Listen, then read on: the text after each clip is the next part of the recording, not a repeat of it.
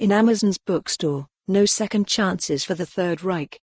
San Francisco, Amazon is quietly canceling its Nazis. During the past 18 months, the retailer has removed 2 books by David Duke, a former leader of the Ku Klux Klan, as well as several titles by George Lincoln Rockwell, the founder of the American Nazi Party. Amazon has also prohibited volumes like The Ruling Elite, The Zionist Seizure of World Power and A History of Central Banking and the Enslavement of Mankind. While few may lament the disappearance of these hate-filled books, the increasing number of banished titles has set off concern among some of the third-party booksellers who stock Amazon's vast virtual shelves. Amazon, they said, seems to operate under vague or non-existent rules. Amazon reserves the right to determine whether content provides an acceptable experience, said one recent removal notice that the company sent to a bookseller. Facebook, Twitter and YouTube have been roiled in recent years by controversies that pit freedom of speech against offensive content. Amazon has largely escaped this debate.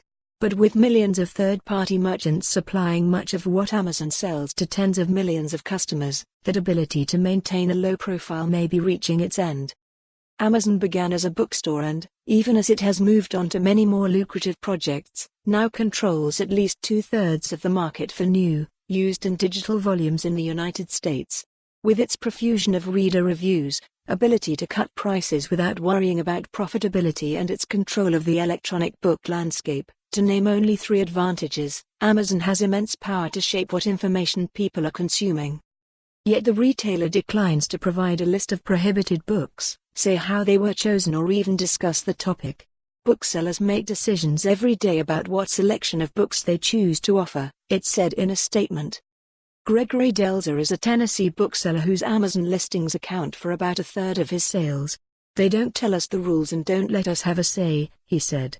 "But they squeeze us for every penny." Nazi-themed items regularly crop up on Amazon, where they are removed under its policy on offensive and controversial materials. Those rules pointedly do not apply to books. Amazon merely says that books for sale on its site should provide a positive customer experience. Greg Delzer in his bookstore, Defunct Books, in Nashville. Delzer says Amazon listings account for about 1/3 of his sales. Christine Potter / The New York Times. Now Amazon is becoming increasingly proactive in removing Nazi material. It even allowed its own Nazi-themed show, The Man in the High Castle, to be cleaned up for a tribute book. The series, which began in 2015 and concluded in November, is set in a parallel. For more on this story, visit the news article link.